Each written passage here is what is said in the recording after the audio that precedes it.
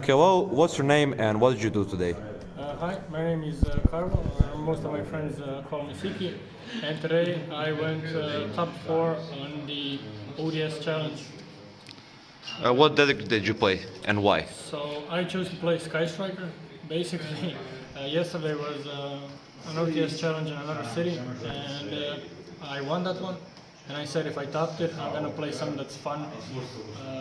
I won that playing Math Mech, and I realized that if I remove 1,000 attack again from a monster, I'm gonna have to remove myself because it's just kind of not gonna do that anymore.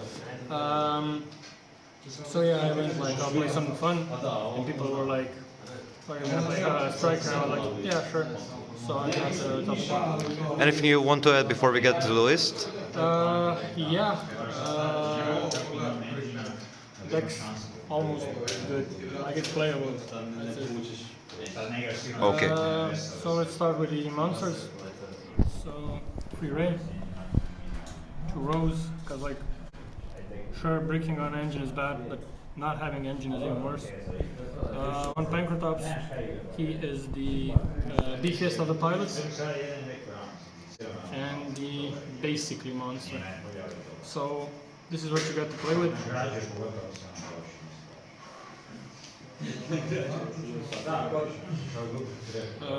On the striker engine spells, free linkage. So this is your honorary monster. You usually combo it with another spell, like you activate, I don't know, an afterburner or something, and then you chain this to send the activated spell to get a free link. Everyone was hyping this card so much. This card is actually like dog water. Like, of course it's more starters, so you have to play it, and it does have some cool interactions. Like I did dodge 1 Emperor on Kagari today, but like generally it's clunky, and I'd much rather just C-Ray every game. Free anchor, self-explanatory. This is your, like if they make you go first, this is your main way of interrupting them. Also breaks boards.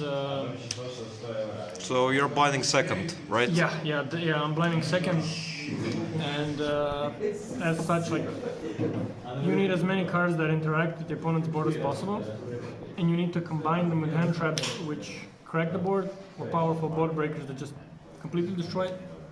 Striker cards are just like they're an engine. They don't win you the game on their own, except in simplified game states. Like your staples win you the game. Well, this isn't a staple, but like this could have been Chalice. This is just better because it's a name. And then the one-offs, I went with 1 drones, like that's like 1 more pilot.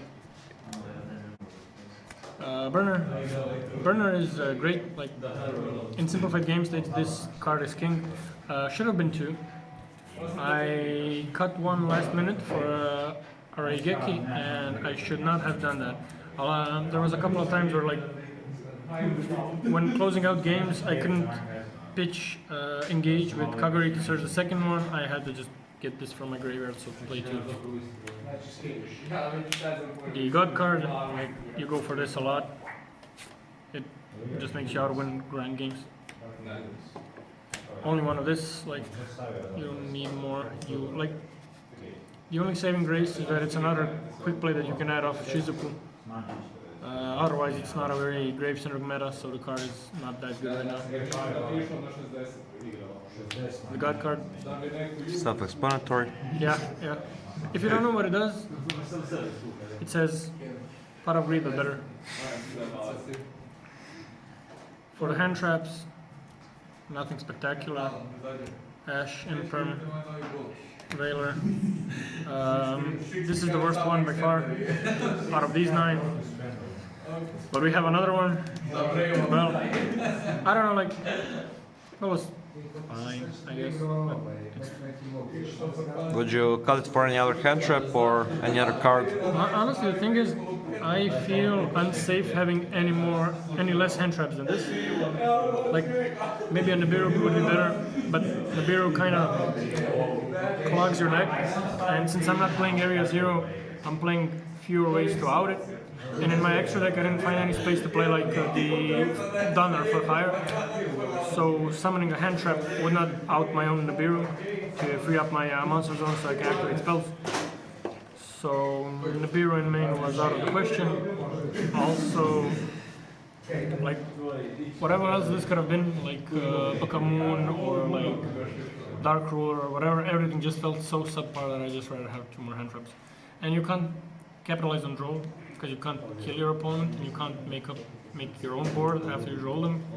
So basically you just have to play cards that actively trade with your opponent's cards instead of just slowing them down. Yeah. Okay. That's also why I wasn't playing Glancia, even though it's an option, especially in the side deck at least. The insane MVP, the summer camps, I don't know if they're German, it says something camp. You know what it does. You could say it conflicts with the engine, but like I've been saying, it doesn't really, because On with Hayata. yeah, only with Hayate, and like sure you want to have her, but the thing is, your engine breaks boards worse than this one card does on its own a lot of the time. So if you can just capitalize on this and then start playing one turn later, it doesn't matter. Like this is just your blowout, and this is just trust me on this one. It's good. You could like I've seen people like play one and then like use thrust to get it. That's just horrible because your deck is very bad at baiting them before the main phase or even during the main phase to activate monster effects. And once you do bait them, they've already you already had to commit like a normal summon or something. So this isn't live most of the time. So just go battle, use it. Good card, good. Then I went for a big package of good stuff, let's say. Mostly going second stuff, but some of it was going first. So the 2 thrusts, the 2 talents, 2 Raigekis, Change of Heart, and Change of Heart's slightly slower brother who had to repeat a few grades in elementary school. So basically, like, talents could be another thrust, like that would be totally fine. And this should have been another afterburn. But the idea was like I just wanted to have extremely powerful ways to interact with my opponent. Like these are just like I was thinking maybe playing Prosperity or Desires, but this is just a pot of talent, and you use it to draw more than you use it to break boards. And like when you can draw 2 after you've already cracked the board, that's probably game. This is self-explanatory. Like it's not amazing, but it's a nice target for thrust. But again, no reason to play 2. You wouldn't play something like Dark Hole to out stuff like Ra Disciple and the Gimmick Puppet? Honestly, I probably would. But the nature of this competition meant that I knew what people were mostly playing, and there was a lot less Despia than yesterday, and I'm not sure they were playing the Gimmick Puppet lot. Like maybe one person was, but like whatever. In like 50 people, one person is. If I get hit by it, I get hit by it. But Bell was somewhat of a safety net against that deck. You'll also find that I am not playing Harpies, but like Bell also hits the Labyrinth trap, so it's kind of like a tiny safety net just to slightly improve the odds in winning those matchups. Onto the extra deck. Nothing fancy, I just played like 3 of the good ones, 1 of the bad one, like you still need it. 3 of these, because you steal a lot of monsters and you have to have something to go into. This arguably could have been Phoenix. Phoenix is pretty good. I don't know, I just went for this to then climb into an access code if it ever comes up. Access code, I didn't make it once today, but like I had the threat of making it, so I'm glad it's here.